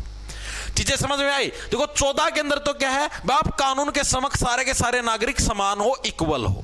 ठीक है, 15 के अंदर क्या है? 15 के अंदर धर्म, जाति, लिंग, ठीक है, जन्म स्थान, वंश, किसी भी आधार पर आपके साथ कोई भी व्यक्ति भेदभाव नहीं कर सकता भाई। दोनों चीजें क्लियर हुई। 14 के अंदर भी समानता, यानी 15 के अंदर भी ये इनडायरेक्टली समानता ही तो है भाई। हाँ भाई, आपके साथ, आप किस धर्म के हो, आप किस जाति को, इस आधार पर आपके साथ कोई भेदभाव नहीं कर सकता, यानी आपको इक्वलिटी देनी पड़ेगी। तो यानी समानता ही होगी इनडायरेक्टली। यानी पहले नंबर पे कानून के समक्ष समानता, दूसरे नंबर पे धर्म, जाति, लिंग, जन्म स्थान जो भी है उसके आधार पर आपको इक्वलिटी मिलेगी, यानी कि आपको उसके आधार पर कोई भी भेदभाव वगैरह वगैरह चीजें नहीं कर सकता भाई। चीजें समझ में आई या नहीं आई?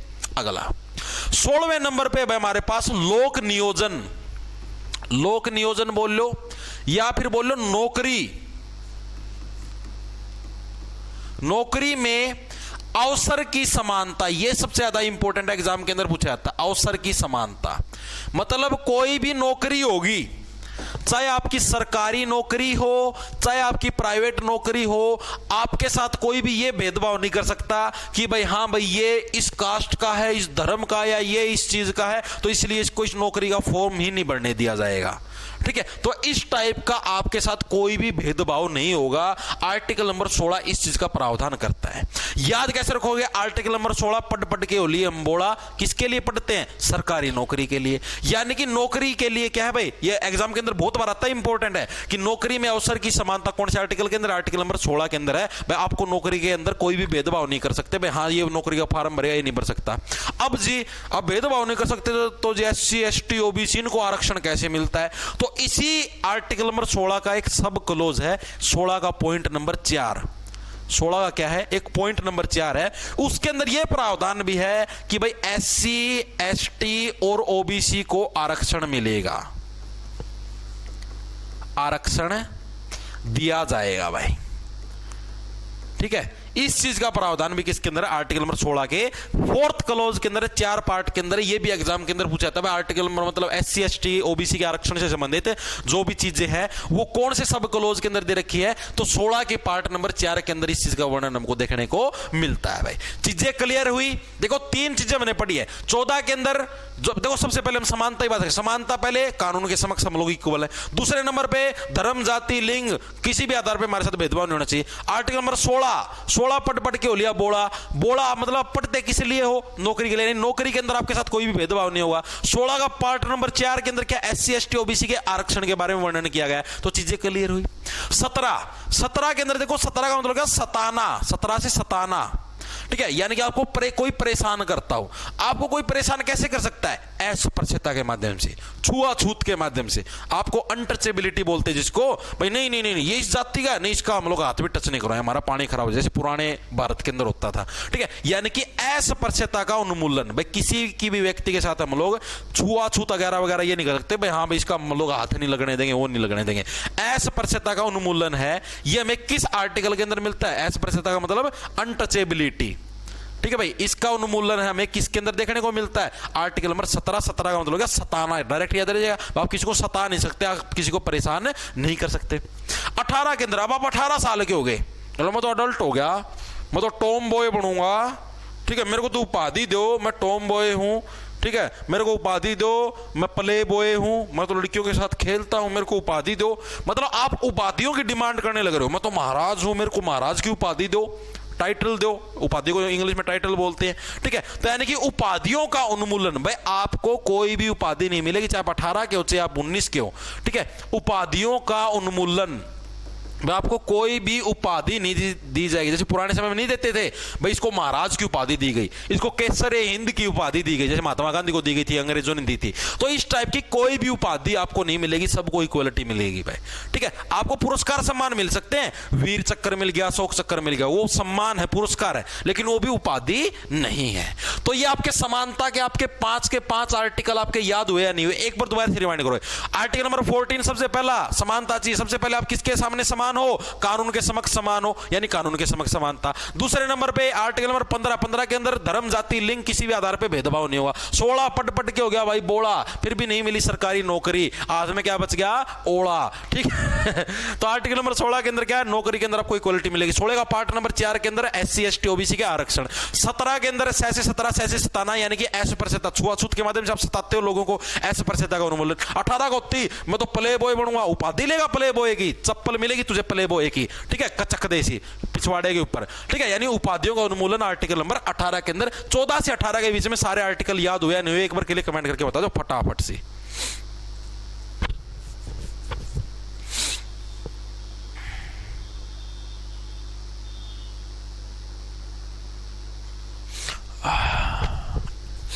नाक में गुदगुदी हो रहा है।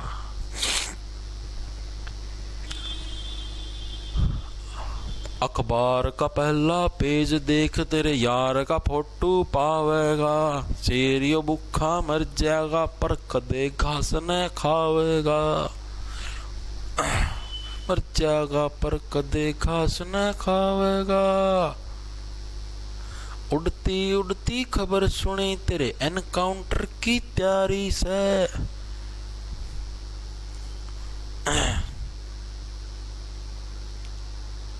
सर मुझे ऐप लेनी है पर ज्वाइन नहीं हो रही है सर। तो ज्वाइन उसमें क्या भाई ममता रंगा, डायरेक्ट अपना वो डालना है, ईमेल आईडी फोन नंबर, हो जाएगा ज्वाइन। हाँ करवाऊंगा भाई प्रवीण शर्मा, मंथ वाइज जो 6 महीने करंट अफेयर वो करवाऊंगा। और कल आपकी करंट अफेयर की पहली क्लास भी लगेगी भाई। कल आपकी रेलवे एनटीपीसी के लिए करंट अफेयर की क्लास लगेगी सुबह सुबह 10 बजे भाई, 10 बजे मॉर्निंग में भाई सुबह। सभी साथियों को बता देता हूं मैं, जो भी साथी रेलवे एनटीपीसी की तैयारी करने लगे रहे हैं उनको बता देता हूं, कल सुबह 10 बजे भाई आपकी रेलवे एनटीपीसी के लिए करंट अफेयर की क्लास लगेगी। इकट्ठा आपके पूरे 1 महीने की करंट अफेयर, मतलब एक एक करके, मतलब इकट्ठी आपकी 6 से 7 क्लास लगाऊंगा, सारी करंट अफेयर आपकी पूरी करवा दूंगा भाई। ठीक है, ट्रिक के माध्यम से याद कराऊंगा, टेंशन ना लो, इंपॉर्टेंट करवाऊंगा। कल शनिवार है ना, शनिवार रविवार दोनों दिन लगाऊंगा। ओके चलो आगे, ये हो गया आपके क्लियर में। अब हम लोगों ने पढ़ा था भाई 14 से 18 हो गए हमारे क्लियर। अब आते हैं हम लोग स्वतंत्रता के अधिकार, आर्टिकल नंबर 19 से 22। इसके अंदर जो भी आर्टिकल हो सारे सारे इंपॉर्टेंट है, थोड़ा सा ध्यान देना, गलती मत कर देना एग्जाम के अंदर में। आते हैं, आ जाओ देखो। अब इसके अंदर थोड़े थोड़े सब पार्ट हैं। अब जैसे हमारा आर्टिकल नंबर 19 अनुच्छेद नंबर 19 है, कौन सा छेद? अनुच्छेद। अनुच्छेद नंबर जो 19 है, 19 के अंदर क्या है? मैंने आपको बताया था भाई 19 से 22 के बीच में क्या है? स्वतंत्रता के अधिकार है। आपको हर चीज की स्वतंत्रता है, आपको हर चीज की आजादी है, बोलने की भी आजादी है। 19 का मतलब खूनी, मतलब आपको कोई ऐसी चीज नहीं बोलनी भाई जिससे दूसरे व्यक्ति का खून हो जाए, यानी दूसरे व्यक्ति को का कानों से खून निकलना जाए, यानी इतना गंदा नहीं बोलना आपको। लिमिटेड, मतलब बोलने की लिमिट रखनी है। गाली गलौच इस तरीके की चीजें आपको नहीं करनी, बस इससे मतलब गाली गलौच करो अपने घर में करो, कोई दिक्कत नहीं है, लेकिन किसी और को मत करो, यानी किसी और की भावनाओं को ठेस ना पहुंचे, इस टाइप की चीजें नहीं करनी चाहिए। तो यानी कि हमारी क्या 19 के अंदर क्या, खूनी यानी बोलने की स्वतंत्रता। बोलने की 6 टाइप की स्वतंत्रताएं हैं, वो हमको मिली हैं भाई। किसके अंदर मिलती है? मतलब कि टोटल हमारी बोलने की क्या, मतलब टोटल हमारी 6 टाइप की स्वतंत्रताओं का इसके अंदर वर्णन किया गया है। बोलने की नहीं, बोलने की तो अलग ही आएगी, ठीक है, डायरेक्ट लिख लो। 6 टाइप की स्वतंत्रता का वर्णन है, स्वतंत्रता का वर्णन है भाई। कौन कौन सी स्वतंत्रताएं हैं अब आपको याद रखनी पड़ेंगी भाई, इंपॉर्टेंट है ये। जैसे 19 है, 19 का पार्ट नंबर ए है, ये ऐसे ए, इसको ए भी बोल देते हैं, इसको 1 भी बोल सकते हो, वो मर्जी आपकी। एग्जाम के अंदर 1 भी लिखा आ सकता है, ए भी लिखा आ सकता है, 2 भी लिखा आ सकता है, बी भी लिखा आ सकता है, ठीक है। तो आपको अपने हिसाब से देखना पड़ेगा, सी डी, ठीक है। इस तरीके से हमारी टोटल 6 प्रकार की हमको स्वतंत्रताएं मिली हुई है, तो आपको याद रखनी है, ठीक है। आगे हमारी ई और एक होती जी। एफ यहां पर नहीं है, एफ वही थी हमारी जो संपत्ति के अधिकार वाली है ना, वो थी एफ, वो हमने काट दी। अब इसको याद कैसे रखो? इसको याद रखते हैं सामरो नाम की ट्रिक से। सामरो ये क्या है जी, अभी आपको याद करवाता हूं। ऐसे बन गया स्पीच, ऐसे क्या बन गया? स्पीच। स्पीच का मतलब क्या हो गया? बोलना। स्पीच यानी जो भी आप बोलते हो, भाषण देते हो, यानी आपको बोलने की स्वतंत्रता, बोलने की स्वतंत्रता। अब एग्जाम के अंदर प्रश्न आता है कि कौन से आर्टिकल के तहत, कौन से अनुच्छेद के तहत बोलने की स्वतंत्रता का वर्णन किया गया है। तो ऑप्शन मिलेंगे आपको ऐसे, 19वें का ए पार्ट, 19वें का बी पार्ट, 19वें का मतलब तीसरा क्लोज, 19वें का चौथा क्लोज, कौन से के अंदर बोलने की स्वतंत्रता है। तो आपके अगर याद है सामरो, एस से बन गया स्पीच, यानी पहले नंबर पे, तो यानी इसके टिक मार दोगे, ठीक है। तो ये आपको ट्रिक से याद करने पड़ेंगे, एग्जाम के अंदर आता है भाई। ए, जो दूसरा ए है, इस ए का मतलब क्या है? इस ए का मतलब है भाई आपको कोई भी शांतिपूर्ण सम्मेलन करने का या इकट्ठा होने का अधिकार, ठीक है। एक्यूमुलेशन करने का अधिकार, एक्यूमुलेशन, ए से बन गया एक्यूमुलेट। एक्यूमुलेट का मतलब होता है इकट्ठा होना, ऐसे बन गया स्पीच, ठीक है। यानी कि आपको क्या है? कोई भी समारोह या इकट्ठा होने का अधिकार भाई, होने का अधिकार। यह किसके अंदर है? आपका आर्टिकल नंबर 19वें के बी पार्ट के अंदर है। तीसरा जो ए है, इसका मतलब है, मतलब कि आप ऐड होके एक संगठन बना दो, ऐड करना। ऐड का मतलब क्या हो गया, आप ऐड हो के क्या है, एक संगठन बनाने लग रहे हो, यानी एक ग्रुप बनाने लग रहे हो। जैसे आप व्हाट्सएप ग्रुप के अंदर चीजें ऐड करते हो उसी टाइप से, यानी संघ, कोई भी पार्टी बनाने की, कोई भी ग्रुप बनाने की आपको आजादी, यानी कि क्या है, संघ या संगम या भी कोई भी सरकारी समिति भी बनाओ तो उस चीज की आपकी स्वतंत्रता है। संघ या फिर जो भी ग्रुप है या पार्टी बनाने की स्वतंत्रता, इस चीज की भी आपको आजादी है। ठीक है, अगला हमारा एम से बन गया, देखो माइग्रेशन।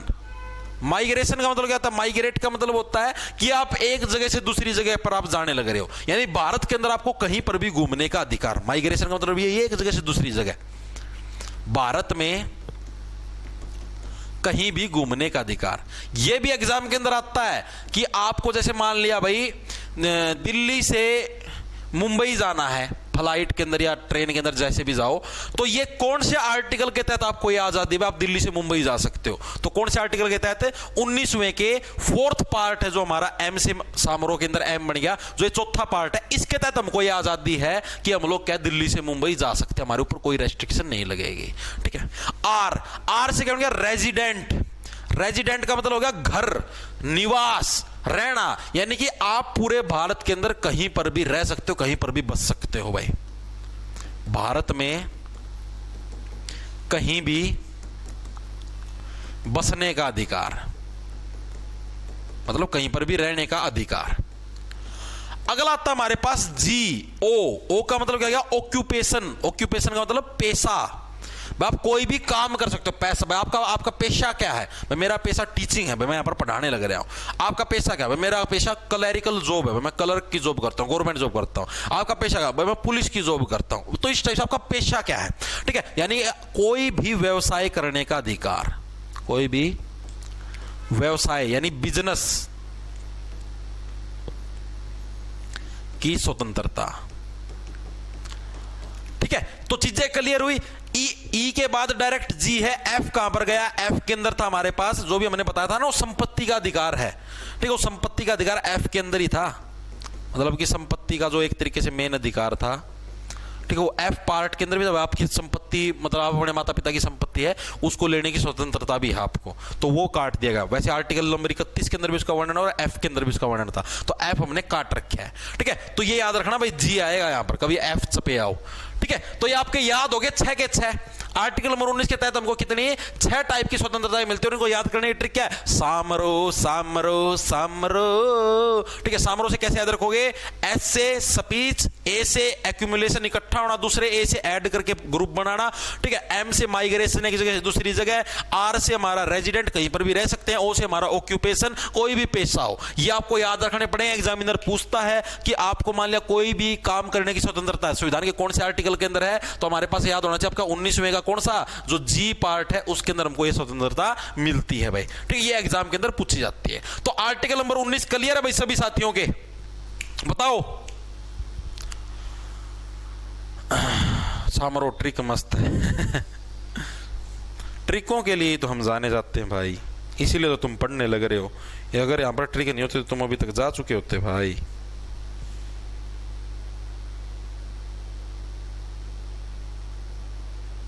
मानते हो इस चीज को तो। ठीक है भाई, आर्टिकल 19 क्लियर है सभी साथियों के। अब आते हैं हम लोग आर्टिकल नंबर 20 के ऊपर भाई। अनुच्छेद, कौन सा छेद, अनुच्छेद नंबर 20 भाई, आर्टिकल नंबर 20 भाई।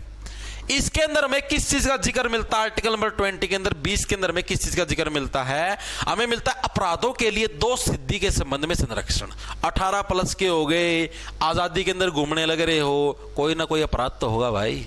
19 साल की अवस्था में अपराध करने लग रहे हो, 20 साल की अवस्था में अब जेल के अंदर जाओगे तो 2 सिद्धि भी तो होगी, उस अपराध के लिए मतलब कोर्ट में पेश भी तो किया जाएगा चालान तुम्हारा। ठीक है, यानी अपराधों के लिए 2 सिद्धि के संबंध में संरक्षण समझाता हूं कैसे है। अपराधों के लिए 2 सिद्धि के संबंध में संरक्षण।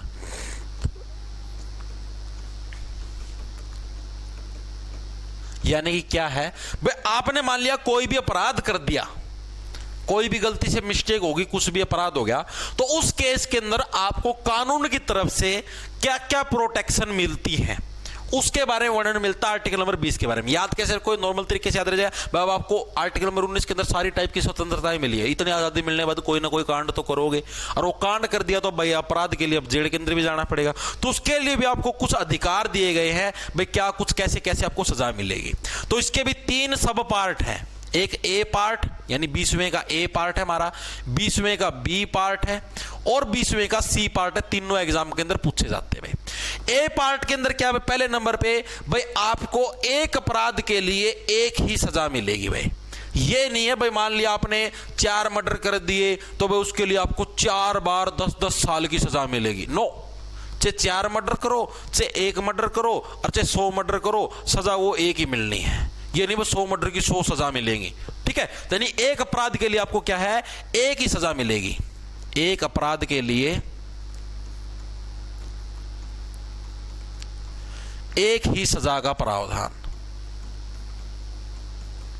ये हमारा किसके अंदर, मतलब ये अपराधियों के लिए स्पेशल वो दे रखे हैं, कानून दे रखे हैं भाई, उनको किस किस चीज की प्रोटेक्शन मिलती है। तो ये 20वें के ए पार्ट के अंदर भाई चीजें क्लियर हुई या नहीं हुई, ठीक है। बी पार्ट के अंदर क्या है, आपको जो भी सजा मिलेगी वो अपराध के समय जो कानून था उसके हिसाब से मिलेगी।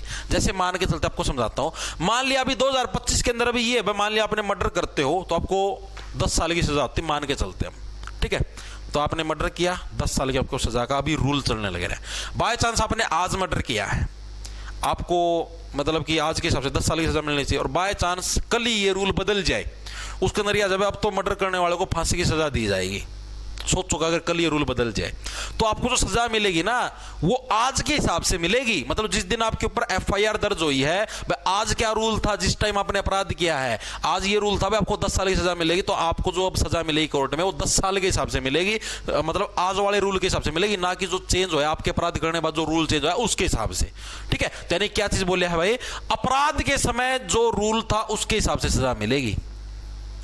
अपराध के समय जो रूल था उसके हिसाब से सजा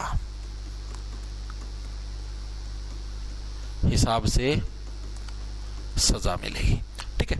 तीसरा पॉइंट हमारे पास क्या है, तीसरा पॉइंट यह है कि आपको खुद के विरुद्ध गवाही देने के लिए मजबूर नहीं कर सकते भाई, ठीक है। समझाता हूं कैसे। जैसे मान लिया आपने कोई भी अपराध कर दिया, भविष्य के लिए बताने का, अगर गलती से हो जाए कुछ भी तो आपको पता है भाई पुलिस, आपने टीवीओ के अंदर भी देखा हुआ, हर जगह देखा हुआ, पुलिस आपको पीटेगी, मतलब पीटने की धमकी देगी भाई इन चीजों को स्वीकार कर ले भाई, हाँ तूने चोरी करी थी, तूने मर्डर किया था, हाँ भर ले इस चीज की, ठीक है, और इस कागज पे साइन कर दे, कैमरे के अंदर देख के बोल दे कि हाँ भाई मैंने चोरी करी थी, ऐसे कराया था, ऐसे कराया था।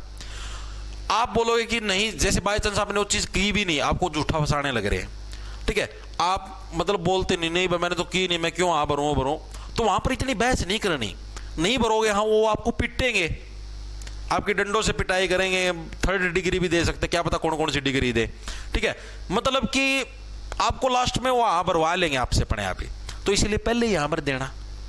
भाई साहब कोई बोले ना भाई तूने मर्डर किया था, आपने नहीं किया, तो भी हाँ भाई किया था, ठीक है, क्यों किया था भाई, जी करा था, जायद कर दिया, बस बात खत्म, ठीक है। अब वो साइन करवाएं आपसे, साइन कर लो, आपका बयान रिकॉर्ड करें, रिकॉर्ड करवा दे, कोई दिक्कत नहीं। इन चीजों की कोई वैल्यू नहीं है कानून के आगे। कोर्ट में जो आपके गवाह होते हैं, जो आपके बयान होते हैं, उनकी वैल्यू होती है। तो ये चीज किसके भी आप आर्टिकल नंबर 20 के सी पार्ट के हिसाब से है भाई, आपको मजबूर नहीं कर सकते भाई, आपसे वो धक्के से हाँ नहीं भरवा सकते कि हाँ भाई आपने ही ये अपराध किया है, ये कानून का पार्ट है। आप कोर्ट में जाके अगर ये बोल दोगे ना भाई मेरे से तो जबरदस्ती साइन करवाए हैं, मेरे को तो डंडे के दम पे, बंदूक के दम पे मेरे को पीटने लग रहे थे, मैंने तो डर के मारे तब साइन करे हैं, बस वो बयान खारिज हो जाएंगे, जीरो वैल्यू उनकी, ठीक है।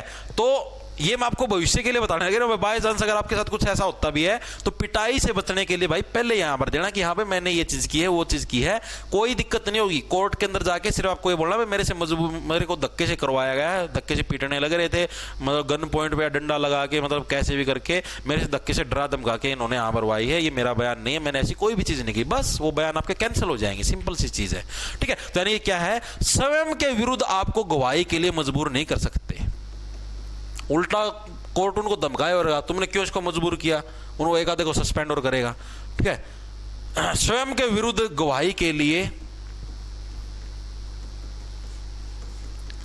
मजबूर नहीं कर सकते भाई। ठीक है भाई, अब ये तीनों के तीनों पॉइंट आपके याद होने चाहिए। एग्जाम के अंदर ये प्रश्न आता है कि स्वयं के विरुद्ध गवाही के लिए मजबूर नहीं कर सकते, कौन से आर्टिकल के अंदर, तो 20वें के तीसरे पार्ट के अंदर इस चीज का प्रावधान है। अपराध के समय जो रूल होगा उसी के आधार पर सजा मिलेगी, कौन से 20वें के दूसरे पार्ट के आधार पर। एक अपराध के लिए की सजा मिलेगी 20वें के पहले पार्ट के अंदर भाई। ठीक है, तो ये चीजें आपके याद हुई, नॉर्मल है।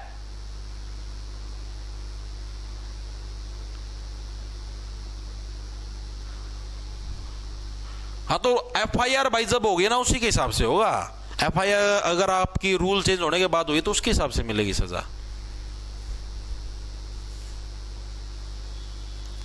सर ये भी पार्ट में आएगी जो आपने 20A में लिखी, नहीं भाई ये सही है, इसके अंदर कोई दिक्कत नहीं भाई। ठीक है, ओके, चीजें क्लियर है ना इतनी, वेरी गुड, हर एक साथी को क्लियर होनी चाहिए।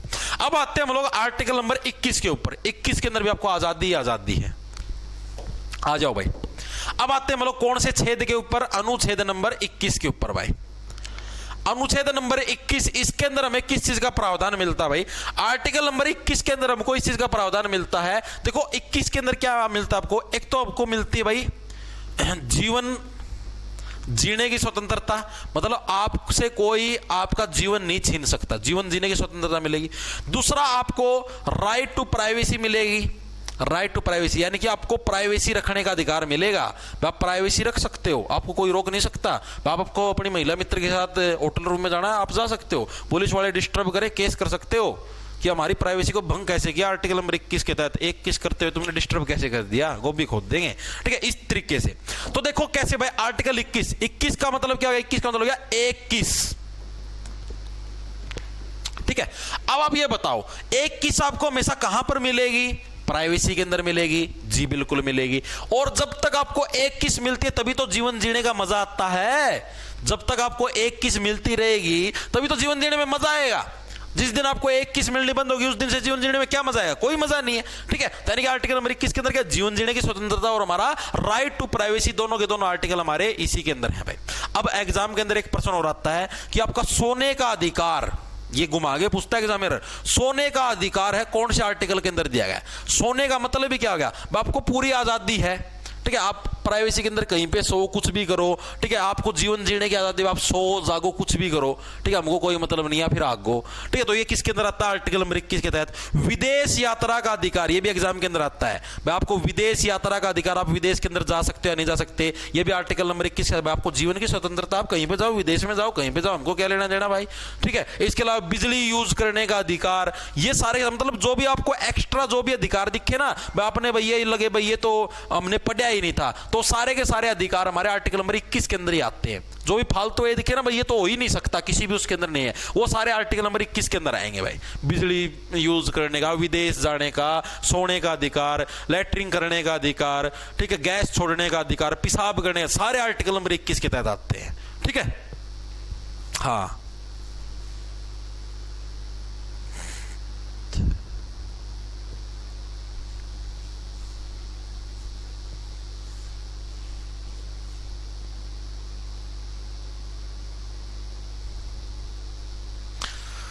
बीस और 20 भी उल्टे लिख दिए भाई। मैं अभी चेक कर लेता हूँ भाई, मैं बुक के अंदर से चेक करता हूँ, एक सेकंड रुक जाओ, इधर साइड में ले जाके।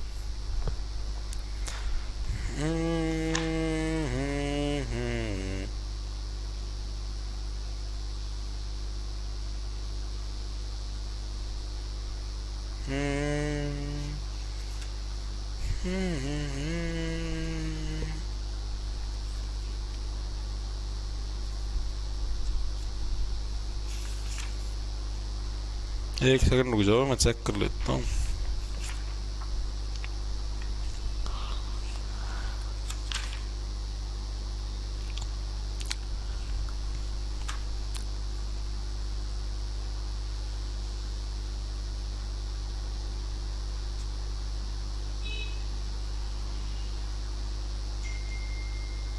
नहीं भाई ऐसा तो कुछ भी नहीं है भाई।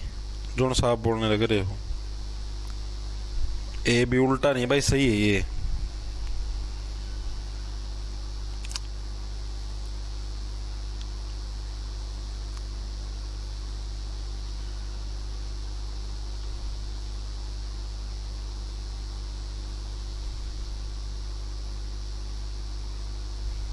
वैसा तो कुछ भी नहीं है यार, सही है ये तो,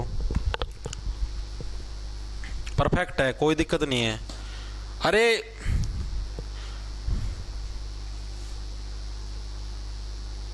भाई अपना जो तुम अलग अलग बुकों के अंदर पढ़ते हो ना, अलग अलग बुकों के अंदर कुछ ना कुछ दिया होता है, उसके हिसाब से आपका होगा भाई।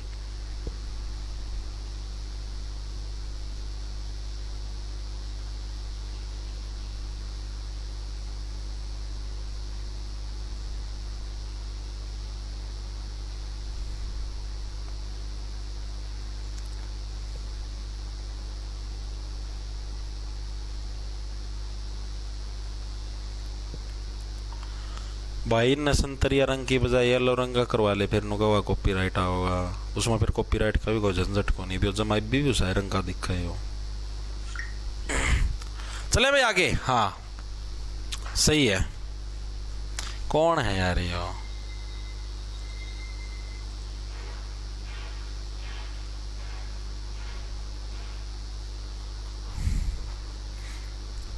अरे भाई हर एक बुक के अंदर अलग अलग दिया होता है, जो एसएससी के अंदर आता है वो उसकी तरफ ध्यान दिया करो।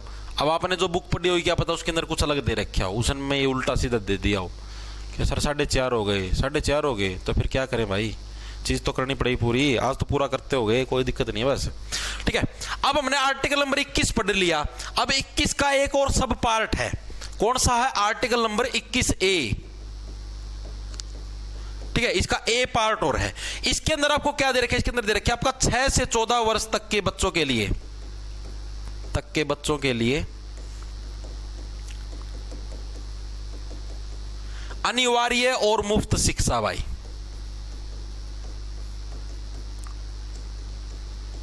ठीक है भाई, इंपॉर्टेंट है।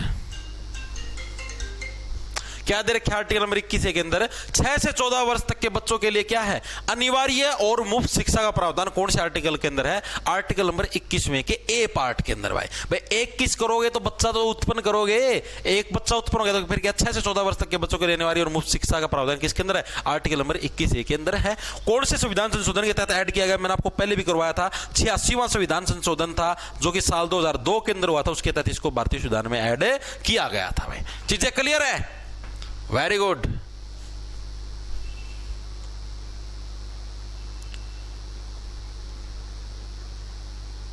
हाँ 2002 में। सर पिछली क्लासेस कहां देखने में मिले? भाई पिछली क्लासेस यार मैं डेली बताता हूं भाई। जॉब्स टारगेट के नाम से आपको अपना ऐप मिला है भाई प्ले स्टोर के ऊपर, उधर आप कोर्स के सेक्शन के अंदर जाओगे तो उधर आपको 3 कोर्स मिलेंगे। एक तो कंप्लीट जीके का, क्योंकि हमारी स्टेटिक जीके पूरी हो चुकी है, आपको उसकी सारी क्लासेज उधर ही मिलेंगी। या फिर आपको दिल्ली पुलिस की तैयारी करनी है तो दिल्ली पुलिस कांस्टेबल का मिलेगा, रेलवे एनटीपीसी की तैयारी करनी है तो आरआरबी एनटीपीसी का मिलेगा। 3 कोर्स मिलेंगे, तीनों के अंदर से कोई सा ले लेना, जीके की क्लास तीनों के अंदर सेम मिलेगी। ठीक है, प्रॉपर इसके जो ये मैं चीजें लिखता हूं इसके आपको लिखे लिखाए हैंड रिटन नोट्स मिलेंगे, कोई अलग से आपको नोट्स बनाने की जरूरत नहीं है, जो बैच लेगा। ठीक है, बनाना चाहो जो यूट्यूब पे पढ़ता हो वो बना लो अपना, कोई दिक्कत नहीं है। ठीक है, प्रॉपर आपको प्रीवियस ईयर के पेपर मिलेंगे मॉक की फॉर्म में, जैसे आप टेक्स्ट बुक के ऊपर देते हो। दिल्ली पुलिस का लेना कौन सा लेना? 1 साल की आपकी वैलिडिटी रहेगी। ठीक है, तो जिसको भी इंटरेस्ट है पिछली क्लासेस देखनी है, क्योंकि ये डेली क्लास होती है आपकी लाइव होती है, उसके बाद इसको प्राइवेट कर जाता है, ये आपको फिर यूट्यूब से के ऊपर नहीं मिलती, आपको बैच के अंदर ही मिलेगी। ठीक है, आगे चलें। 21 तक हमारी चीजें हो चुकी है भाई। अब हम लोग आते हैं हमारे आर्टिकल नंबर 22 के अंदर। भाई ठीक है, अनुच्छेद नंबर 22, इसके अंदर क्या कुछ चीजें अब इसके बारे में पढ़ेंगे। अनुच्छेद नंबर 22 ये भी स्वतंत्रता वाले अधिकारों के अंदर ही है। अनुच्छेद नंबर 22 के अंदर क्या है हमारा? यह भाई कुछ दशाओं में गिरफ्तारी व निरोध में संरक्षण, यानी कि अगर आपको कोई भी गिरफ्तार भी कर लेता है, ठीक है भाई, गिरफ्तार करता है किसी भी कारण से, तो उसके बारे में भी आपको कुछ प्रोटेक्शन मिली हुई है भाई। ठीक है, कुछ ही मामलों के अंदर ये नहीं आपको आप मर्डर कर दो और फिर कहो मेरे को जमानत दे दो, उस केस में नहीं मिलेगी। कुछ मामलों में गिरफ्तारी में संरक्षण, ये कैसा संरक्षण आपको बताता हूं भाई। जैसे पहला रूल है भाई हमारा जो 22वें का जो एक पार्ट है उसके अंदर क्या दे रखा है भाई, जैसे ही अगर आपको गिरफ्तार करने आते हैं पुलिस वाले या कुछ भी है तो उनको आपको गिरफ्तार करने का पहली बात तो रीजन बताना होगा। ये आपका अधिकार है, मौलिक अधिकार है। 22वें के ए पार्ट के तहत अगर आपको कोई भी गिरफ्तार करता है पुलिस वाला तो आप उसको ये पूछ सकते हो भाई किस रीजन के ऊपर मेरे को गिरफ्तार करने लगे, मेरा अपराध बताओ, किस चीज के ब्याह पे आप मुझे गिरफ्तार करने लग रहे हो। ठीक है, यानी पहला क्या होगा भाई हमारा, गिरफ्तारी का आपको कारण बताना होगा। गिरफ्तारी का कारण बताना होगा।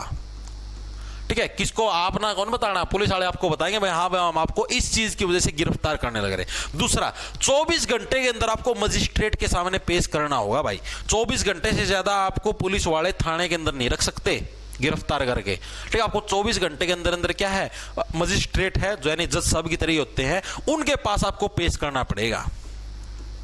24 घंटे में मजिस्ट्रेट के सामने पेश करना पड़ता है, के सामने पेश। फिर ये मजिस्ट्रेट साहब आपको पता ही है भाई आपको वो देते हैं, थोड़ा 10 दिन के रिमांड पे भेजा, 5 दिन के रिमांड पे भेजा। ठीक है, इस टाइप से आपको रिमांड पे भेजते हैं। फिर उसके बाद फिर आपको मतलब कि सारी जांच पड़ताल करके फिर आपको कोर्ट में चालान पेश करना पड़ता है कि हाँ भाई ये FIR कटी, इसके ये चीजें इसलिए हम इसको कोर्ट में पेश करने लग रहे हैं। तो मतलब बहुत गंदी प्रक्रिया है। भगवान से प्रार्थना करो भाई कभी इस प्रक्रिया के चक्कर में पढ़ना ही ना पड़े। ठीक है, कोर्टों के चक्कर काट काट के वकीलों की जेब भरते भरते जूते घिस जाएंगे, जिंदगी टप जाएगी, मामले नहीं निपटेंगे। इतना गंदा सिस्टम है। ये जो आजकल के कुछ जो नई जनरेशन के जो युवा हैं, ये जो बदमाशी की तरफ जो अग्रसर होने लग रहे हैं कि हाँ भाई हम बदमाशी करेंगे वो करेंगे, आप एक बार के लिए सोच के देखो कि आप गिरफ्तार होते हो बाय चांस, गली मोहल्ले में कितनी बेइज्जती होगी। सोचो आपके माता पिता की क्या इज्जत रहेगी। कोई भी गलत कांड करने से पहले सोचा करो। तुम गिरफ्तार होगे, मजिस्ट्रेट के सामने पेश होगे, फिर उधर से जेल में जाओगे, आपका रिमांड लिया जाएगा। रिमांड के अंदर हर जगह निशानदेही की जाती है भाई कहाँ पर आपने कौन सी बंदूक का इस्तेमाल किया था, कौन से हथियार का प्रयोग किया था, क्या कुछ चीज़ें, पूरी आपसे पूछताछ होगी, हर चीज़ होगी। फिर पुलिस चालान बनाती है। ठीक है, वो वाला चालान ना समझ लियो तो तुम्हारा हेलमेट का कटता, वो नहीं, दूसरा चालान बनता है कि हाँ भाई इसने ये चीजें की थी, भाई हमने पुलिस ने जांच की है, हमको ये चीजें पता लगी है, भाई इसने ऐसे ऐसे अपराध किया था, इस हथियार का प्रयोग किया था वगैरह वगैरह, मतलब सारे प्रूफ गवाह इकट्ठे करती है। फिर पुलिस कोर्ट के अंदर चालान पेश करती है, उसको चालान पेश करना बोलते हैं कि हाँ भाई ये ऐसे ऐसे मामला था, ये FIR थी, जज साहब जी ऐसे ऐसे है, इसको सुलटो। फिर जज साहब देखते सारे मामले, हाँ सारी चीजें ठीक है। ठीक है, दिखता है कि भाई नहीं भाई चीजें पूरी नहीं आई, गवाही वगैरह नहीं हुई है चीजें और नहीं, तो जज साहब बोलते हैं भाई 2 महीने के लिए जेल में भेजो, 2 महीने बाद अगली सुनवाई होगी, इतने पुलिस है, सारी जांच पड़ताल करो, गवाह वगैरह पेश करो, फिर हम लोग लिपटे। 2 महीने आप जेल में रहोगे। सोच के देखो, जेल का वो गंदा खाना खाना पड़ेगा, उधर कैदियों के साथ और एक उस बंधन के अंदर आपको रहना पड़ेगा। सोच के देखो आप। तो कोई भी गलत काम करने से पहले ना चीज सोचा करो कि उसका अंजाम क्या होगा। जो आप ये घूमते ना बदमाशी कर देंगे और उसको पीट देंगे, उसको मार देंगे, ऐसे कर देंगे वैसे कर देंगे, करते हो दोगे, उसमें कोई बड़ी बात नहीं है। फिर जेल के अंदर जाके फिर तुम्हारा क्या होगा, तुम ये तो चीज सोचा करो, तुम्हारे मम्मी पापा की क्या इज्जत रहेगी, समाज के अंदर तुम्हारी क्या, ये चीज सोची कभी, सोच के देखना कभी। जेल के अंदर कैसे अपना जीवन यापन करोगे, उधर बंदिश के अंदर एक छोटे से कमरे के अंदर रहना पड़ेगा, नीचे सोना पड़ेगा। सोच के देखो तुम, ना तुम्हें टीवी देखने मिला, ना कुछ और, ना तुम्हें खुली आजादी के अंदर कहीं जाने का मौका, कुछ भी नहीं। सोचो, ठीक है, तो ये चीज सोचा करो पहले।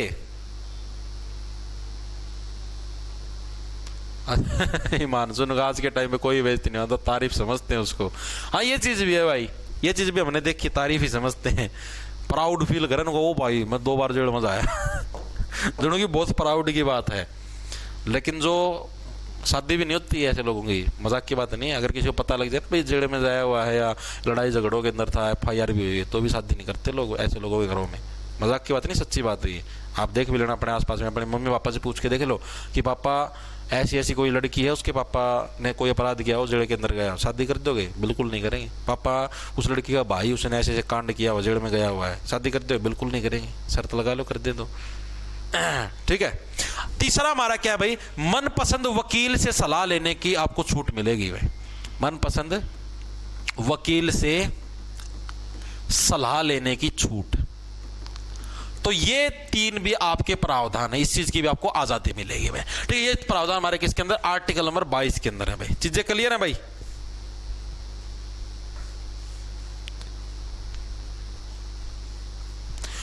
चीजें क्लियर है क्या इतनी?